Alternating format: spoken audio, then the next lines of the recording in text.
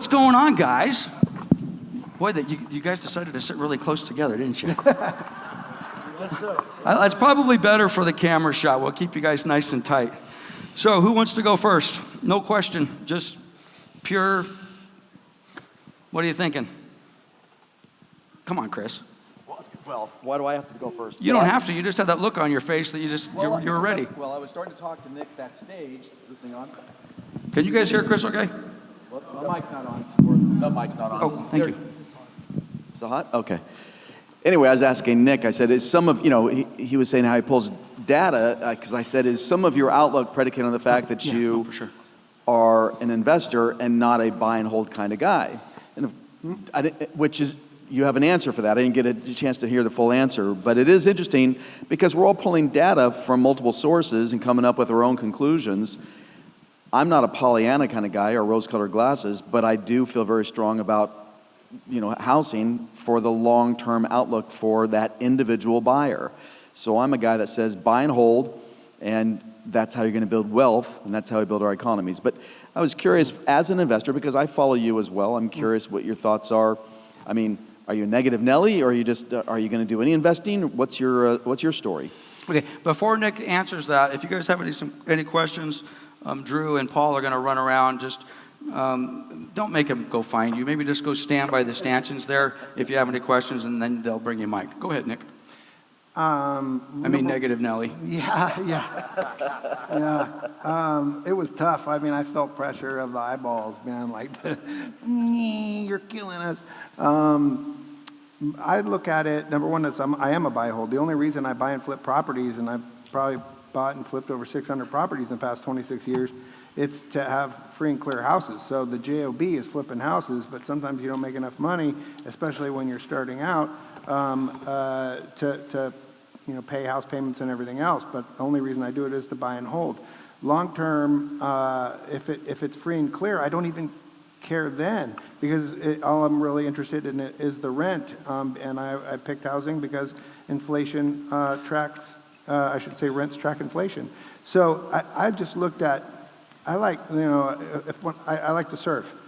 If I go out and I into the water and they're triple overhead waves, if I go out there and say they looked like they were triple overhead, they are triple overhead, but I'll bet you there's a 2-footer coming around. Then usually the patterns of the waves they're instructive, and so if I have the advantage, and it's interesting. The data I showed up that's almost 50 years worth of data since we've been collecting data. And so I'd love for things to bottom out and then for it to be quiet, but that's not the waves of California real estate have done in the past.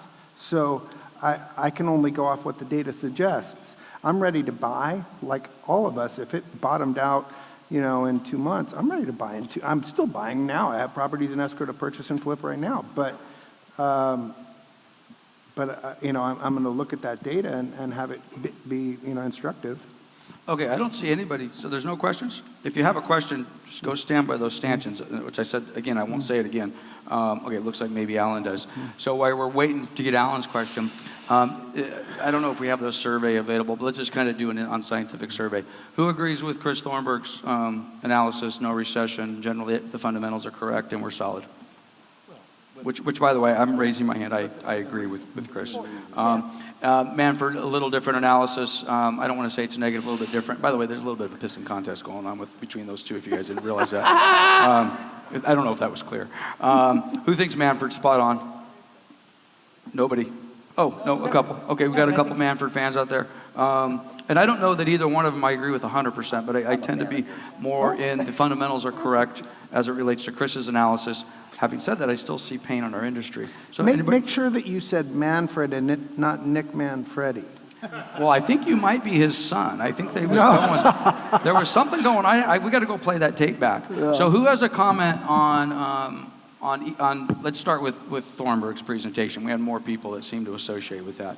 Anybody want to, you love it, hate it? Is there anything out there that jumped out at? Because there's a bunch of things that jumped out at me, and I'll set the stage and then let Brett Reichel with Loan Depot can take the mic, pass it up. We only have one mic apparently. One of the things that Chris did say which is we've got generally good fundamental economics, but then, that little pullback that we're seeing and the inflation that we're seeing, it ain't going to end anytime soon. He didn't use those exact words. He says, we got a period of time ahead of us. Now, I wanted to come up and say, okay, what are we talking about? How much longer are we going to go through this adjustment phase to kind of recalibrate? There was a little bit of, what do we do with this inflation? How long is it going to take it to get out of it? I wish he was here. He could answer that. But anyway, I don't know if you wanted to have a different comment, but go for it, Brett. Well, what interested me was when I heard him speak about money supply. So we haven't heard people speak about money supply in years. In the early 80s, money supply was everything. It's all we talked about when Volcker was in charge of the Fed, and it was fascinating that he was talking about that. Habib brought up money supply a couple of months ago, and it's fascinating to look at the stats, and this is the first year in my adult career, which runs back to 1980, that money supply has actually decreased. The growth has decreased in some years, but it actually decreased this year. And what's fascinating, and so when he was talking about that, and he was showing the amount of how it grew over time, it probably blunted a little bit of my optimism, because it looks like it's going to take more time to get that excess money supply, the $5 trillion, out of the economy than I'd hoped for. So we might see inflation sticking around at a higher, I always like that 2% level, but the 3.5 might be more permanent. We'll see. Alan, by the way, hopefully I know the name of the next person. I'm going to be really embarrassed. I'm like, hey, you. Oh, I know you too. Okay, Alan, what do you got? Hey, Lance, great job, by the way. And I was hoping Ito was going to be here. I've always liked to look at a barometer as far as new buildings, the builders and what they're going to do, and the permits that are coming up. And I don't think anybody on the panel probably can address that, but that's always been a barometer for me when I'm looking at where the market's headed, because those builders spend big money doing the research. And I just wonder if we have any input on that. Well, I'll take it, and then anybody else who wants to jump on that. Yeah, we're not building enough houses. I saw Doug Shepard and a few others from CR. Joel Singer from CR has been saying for years, we're just not building enough houses. We have not been building enough houses, especially in California. It's a huge problem, and I don't think we're going to be seeing anything close to what we need anytime soon, but it's a huge problem. That number that I think Chris said from the difference between us and Texas, well, Texas builds houses. We don't.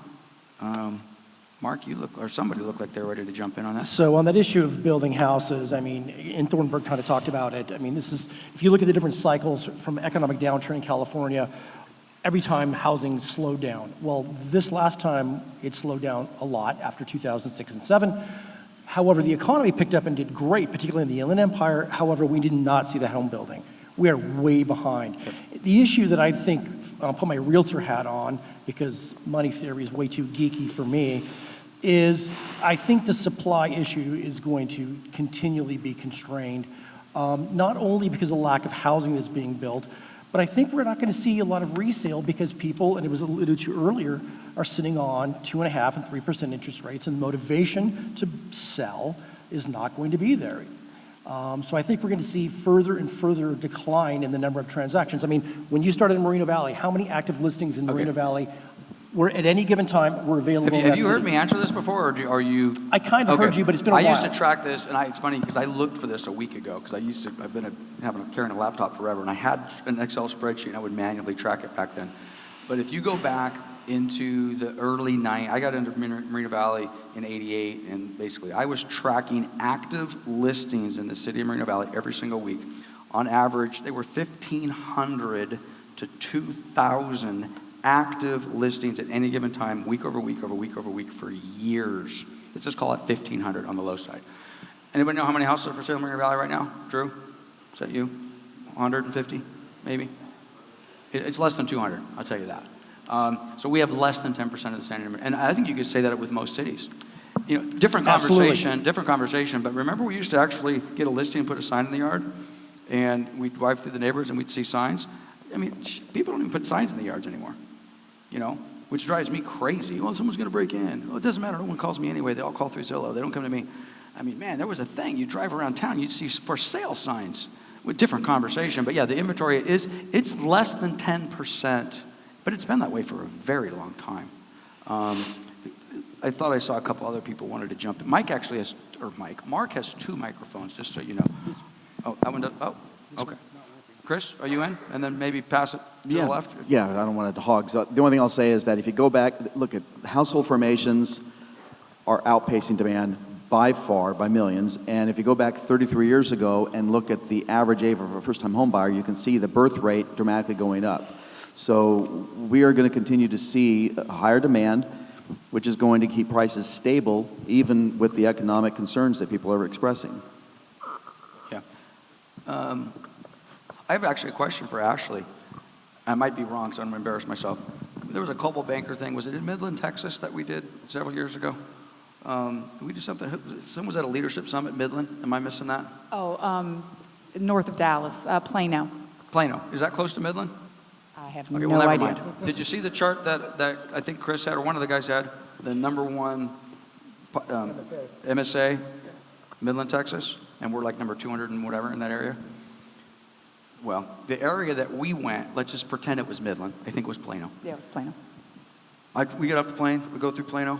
Every single business that used to be in California is over there. You drive by the Toyota plant, you drive by this plant. You're like, what the hell, where is this? They're crushing it. We got to get political in this state, or we're going to end up with more of what we had. And I handed you the microphone, Ashley, but did you want to comment on that? And then we got Stephen, you're next.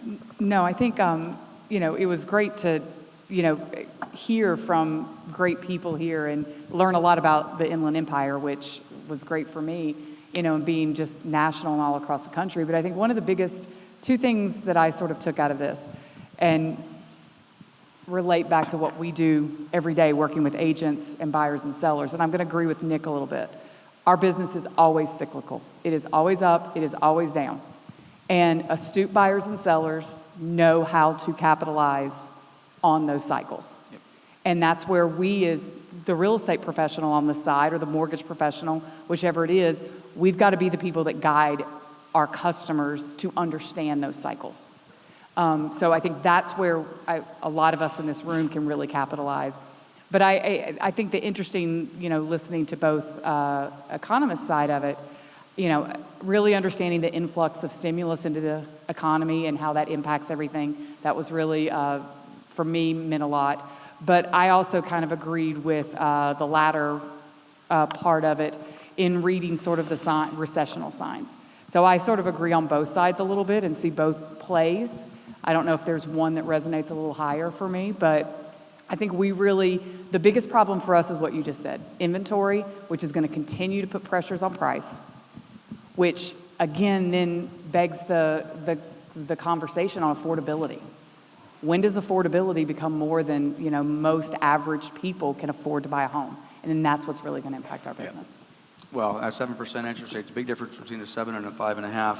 I've been trying to time this right, Mike, Steven, so your sponsor slide pops up at the exact same time you ask your question. But anyway, Steve with Back Porch Homes. What do you got, my friend?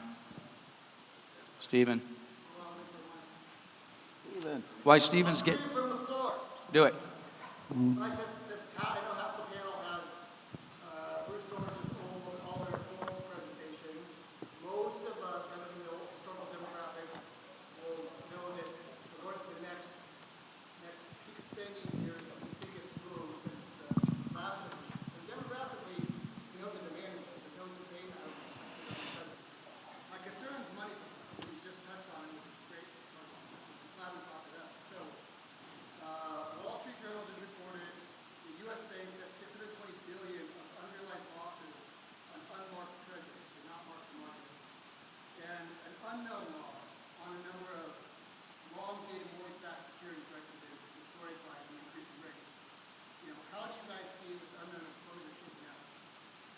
That takes it. We need a smart one for that. Who's a smart guy? Well, I can tell you that I think that instead of the 50 bips, you're going to see 25 at most, if not 0 here next month. Also, again, not to be Pollyanna, but I think, we know we have $30 trillion in equity. To Ashley's point, there are a whole lot of people, and then this is kind of a question to Nick as well. There's a whole lot of people out there that I believe can take that equity, put it to work, put an ADU unit like you create for them to create additional wealth for themselves, but also pay 30, 40% down for a home and date the rate, marry the home by refinancing. In a market like this, when you don't have as much competition, you can negotiate with a seller to say, I'll pay for a 2-1 buy down, a permanent rate buy down, and make the home more valuable for somebody if you educate them. Again, especially if you're going to create a cash flow situation for that individual. Nick? Yeah. If you look at the previous, cycles, and if those of you who've been around for quite a while, if you think of 1996, whenever we bottomed out from the 1989 high, interest rates were going down. All right. Then we went ahead and hit 2006, but we had the crash in 2009, and interest rates were going down. So with what people are talking about, what's Powell going to go ahead and do? Boy, has that guy lost credibility, right? Chances are he's going to keep some credibility, or people aren't going to trust the Fed at all. So it doesn't matter if interest rates really go up or down, because they've always gone down in the past. Whenever we hit that in a recessionary time period, they've gone up. We're not going to go back down to 2. So how does it shake out for who? If it's shaking out for realtors, we're probably not going to see demand, because it's going to be difficult. You're going to have fewer sales. Why? Like many of the people in this room, we're not going to move if we have a $800,000 house into a $1.2 million house. So you're going to have we should see the largest percentage with a bell-shaped curve. The largest percentage of buyers are going to earn plus or minus 20 grand of $83,000. So that's where, if we're bank robbers, that's where the money is going to be. I don't think it matters how it shakes out with regard to the bond market or what the Fed actually does, because we've already escaped what the past norms have been when we hit a 17%. That is, we hit price highs, the affordability low. I don't think it matters. Not for the today. If we're talking long term, then okay, then we can say whatever the heck we want. Everyone's going to forget it or be dead. So what is it going to mean for today, for our lives, and how we pay our mortgages, and how we receive rents, and how we go ahead and invest? What's it going to mean for the next 2 years? That doesn't matter. Well, what's the number, though, Stephen? 600 billion? Yeah, but this is the deal. We talking trillions now. So who cares? And no, I understand, but I'm being cute with it, though. But I mean, the Fed will bail it out. It's a trillion here. It's a trillion here. It's a trillion here. And I kind of to what Nick said. That was the negative Nelly. Sorry. I know what Nick's saying is, are we gonna deal with it today, or are we gonna let our grandkids deal with it? And we're very good about not dealing with it today. So it'll get pushed aside, and I think it'll be a story that's not in the news, or maybe I'm wrong. So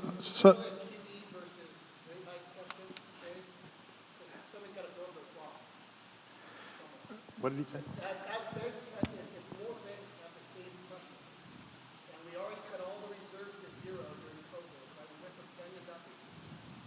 And as these banks slowly start getting the little hot behind the scenes, right? Printing more money.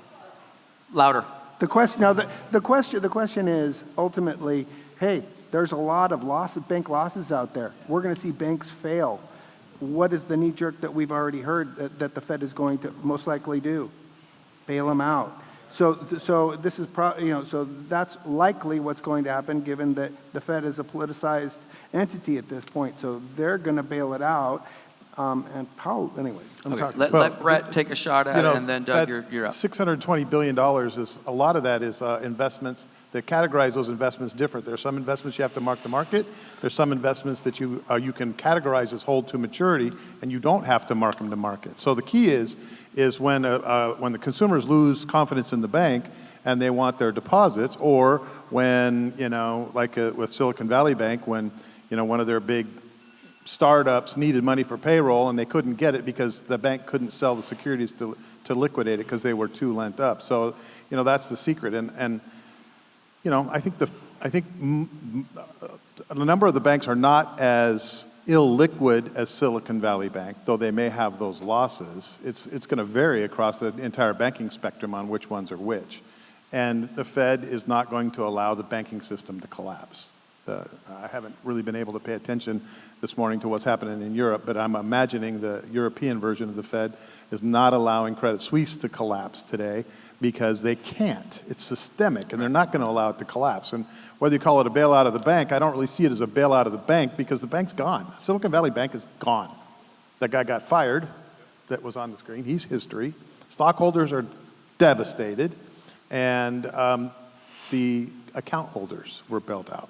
The customers were bailed out. So, it's what it has to be to keep us from food lines like in the 30s. Well, Doug, I'm going to let you answer your question. I'll just do a commentary on that. What happened to the $250,000 FDIC? I don't get it, guys. That doesn't exist anymore? It's just like, hey. The big investors are going to lose their money, but the people, the depositors aren't. Well, I got it, but I'm a little depositor, and I put my money in the bank, and if I have more than 250 grand and the bank goes south, it's always been my understanding that anything I have above 250 is not insured. Well, we don't do that anymore. Hey, everything's fine, guys. Everybody gets a participation trophy. I don't get it. We're really setting ourselves up for trouble. Thank you. Thank you. I got one person that's with me on that. Okay. Wow, we got dueling Dougs. So Doug Law, Doug Shepard next. So what do you got, Mr. Law? To your point, it seems to me that there's a lot of supply and mentioned, but not, the solutions are almost not existent. I'm glad that you're here, but I'm not hearing about how you're going to create 1,000 units this year and 1,000 next year. We're not. That they're creating, and one of the biggest issues I hear is it's not being addressed, so that how do you build affordably in California if you can't get the land for less than $100,000? There's laws now just passed that. Yeah, well, I think he wanted, did you? If you have to pay $431,000 to be a house that people can afford, you can't build it for $431,000. No one will build. Right. But it's worse than that. Okay, the question generally, I'm paraphrasing Doug, and hopefully I get it close to right, is how are we going to fix this inventory problem? How are we going to build land? Where are we going to find these builders willing to take a risk that are going to do this? And there's some that have done it, and there's some charts. Mark probably knows. And last year we looked, oh yeah, Lewis Homes built some stuff, and Horton built some stuff. And I'm like, yeah, that's cool. But they're not building stuff like they built in 1984 and 95. It was everywhere you went, they're building houses in the Empire. It was a boom town for that. But I'll give you a great example, and I wish Ido Benzivi was here. So for those of you guys that are fans of Ido, the video's coming. And I hate saying this out loud, but it's public, but I hate saying it out loud because I have a business plan, guys. I have a business plan. And part of my business plan is I and my team are going to be selling houses for Ido Benzivi in the Cedar Moreno Valley, okay? And I like Ido, but I keep him close. Not because I like him, I keep him close because I want to do business with him. He has 5,000 buildable lots in the Cedar Moreno Valley. And for 10 years, he's been telling me he's going to build on those lots, and he hasn't done it yet. At last year's forecast, he said, I'm going to do it, okay? But this is the challenge, and I think I'm indirectly answering your question. I've been asking him for 10 years, at what price do you build these houses? Because 10 years ago, the prices were a little bit different. So I can't make any money. Entitlements, fees, all that stuff, CEQA, all the stuff he's got to battle. Can't make any money, can't make money. And then prices, shall we say, improved over the last few years. Forget about the last 6-8 months. And he still would never answer the question at what price. But I'm like, well, shit, if you can't build them at these prices, you're never going to build them. So last year he came out and said, guess what? We're building houses. We're going to build houses. Now, has he broken ground yet? Well, he broke ground 20 years ago, to be honest with you. But has he re-broken ground? No. Does this change things for him? I don't know. But this is the deal. This is what's different with him. Ido answers to one entity and one entity only, and it's called Ido Benzivi. He doesn't have a board. He doesn't have shareholders. He doesn't have anybody else. He does what the hell he wants. I think if you look at all the other builders out there, and they were here, they're like, don't look for anything big from us. It's just too damn expensive. And who wants to buy? Geez, we have assembly people. I don't know who wrote those bills that want to ban diesel trucks. Do you know about this, Mark? Yes. Good Lord. Anyway, try to answer Doug's question if I messed it up, and then tell us why we can't drive a diesel truck in San Bernardino County if this bill passes. Where does this come from? Well, Doug, you want to jump in? Did we answer Doug's or the other Doug's question? Oh, we did. Okay. The second part of the question is where's the pushback that's putting fire under the feet of It's in this room, and if you're not willing to do it, it ain't going to happen. It's in this room. Every.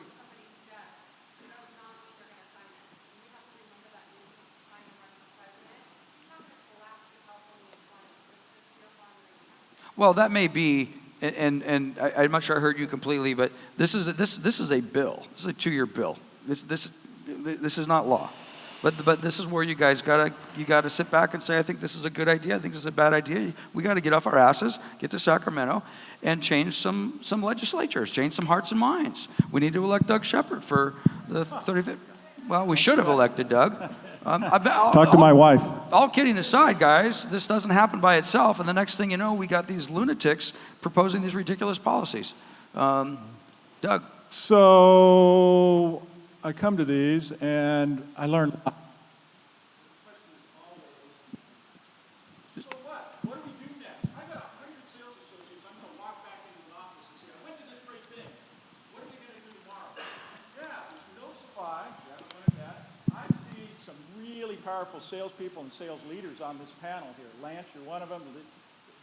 You know, all of you guys. We know you. What's his name? This guy. The guy with the beard. His head's big enough. So, it's not working. Is it working now? All right. So the question is, so what? What do I go back and tell them? Do you, Lance, do we go start looking at REOs? Do we look at expireds? Do we look at, he's got LOs over here with 50% less business. And if I don't know what to tell them. Right. Say, hey, yeah, this is the status. But what do they do tomorrow? Right. Well, I have an answer. And I'd love to have your answer.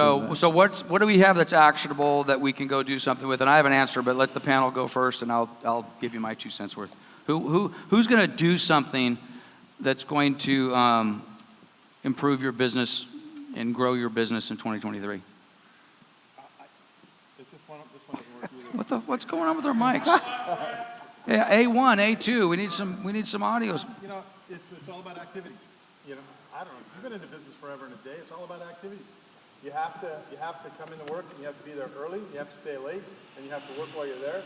And you have to not only do the old school stuff that us dinosaurs did back in the day, but we have to adapt some of the new stuff, some of the social media.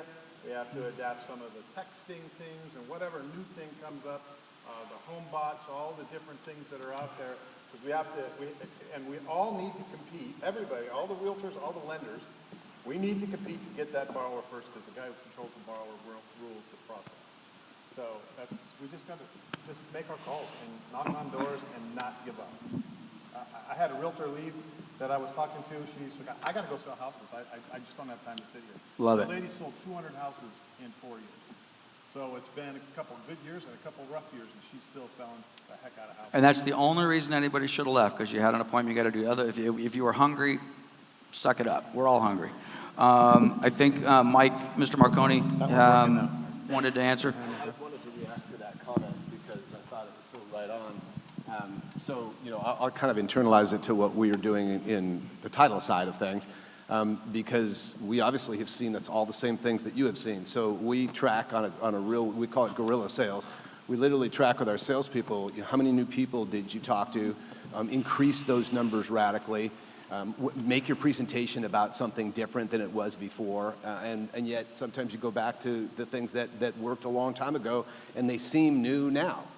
So we're doing all sorts of different farming for people where we're cutting it out and looking for who are the absentee owners or who are the people that have been in the property for 20 years and try to do some specifics around what we're providing to our customers so that then they can turn around and have a specifically different conversation to the consumer. The consumer, if you allow them to react to all the things that we saw about, they will react negatively.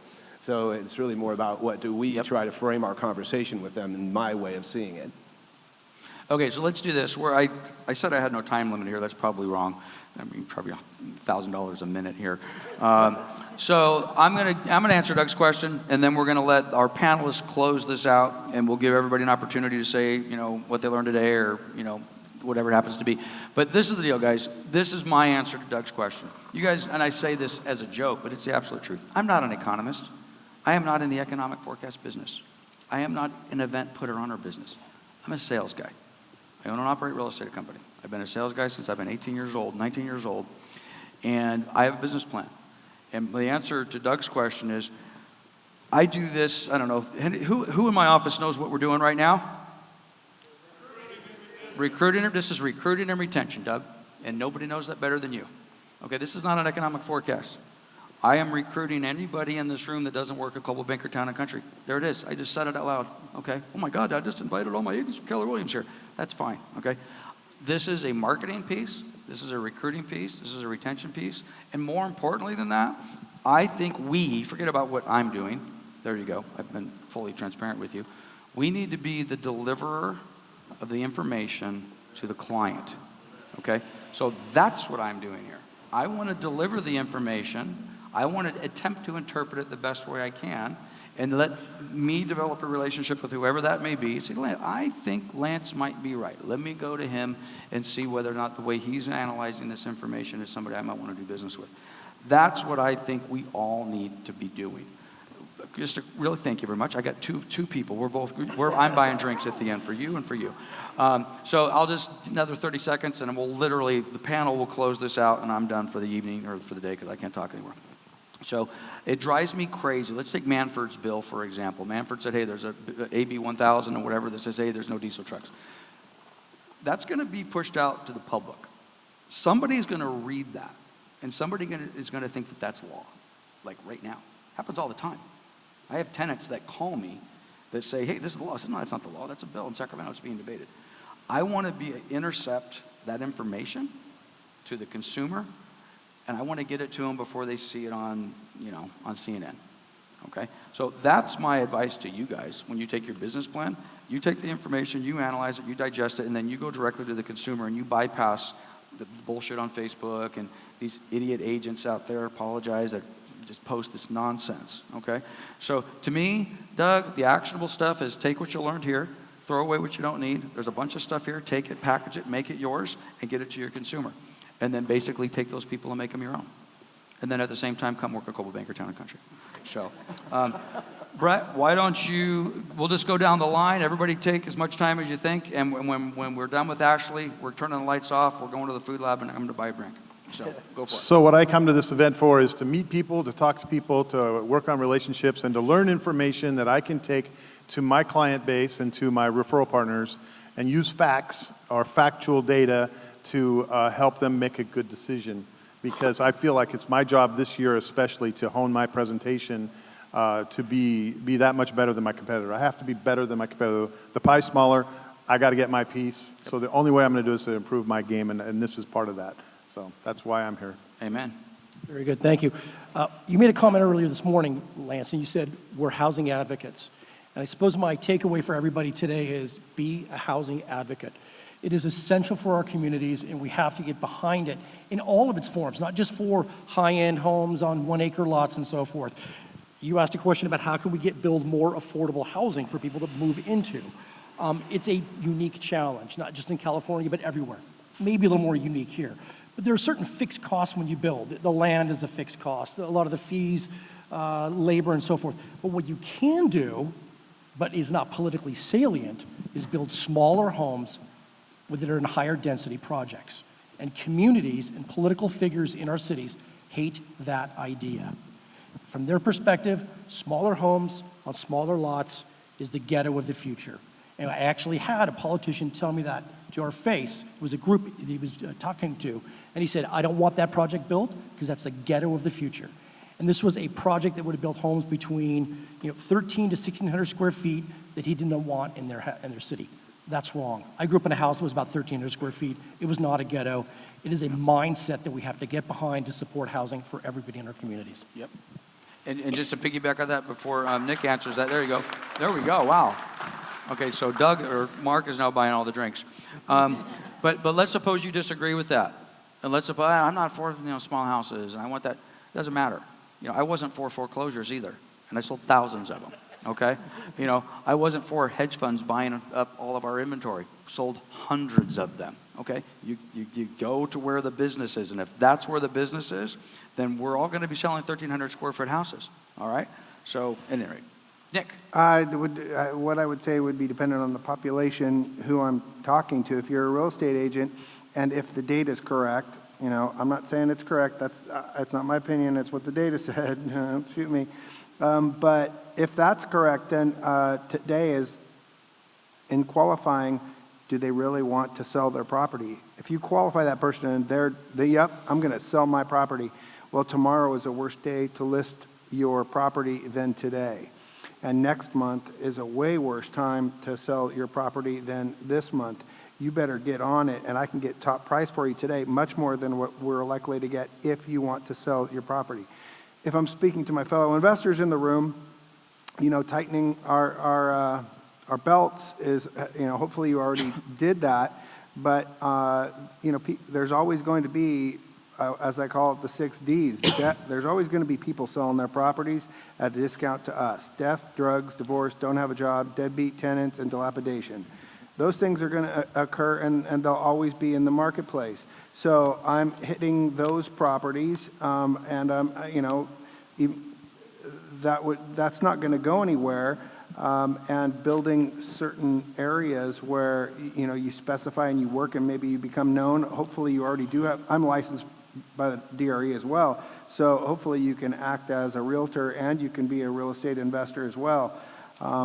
It's going to be difficult to wholesale properties. If you're a wholesaler who just sells them to guys like me, well then you might want to go ahead and invest some time in becoming a real estate investor by managing crews and getting those properties out on the marketplace yourself. And you better have your real estate license, because as things move along, you're not going to be able to compete with a guy like me who makes 2.5% whenever I buy it, who goes ahead and maybe has a little bit of experience, but I have good contacts with people who give me cheap money, and when I sell it, I save 2.5%. I'm 5% ahead of you walking in the door, and you can't compete. So if you want to survive those, being a realtor is a major blessing in my life. I get to speak to you agents.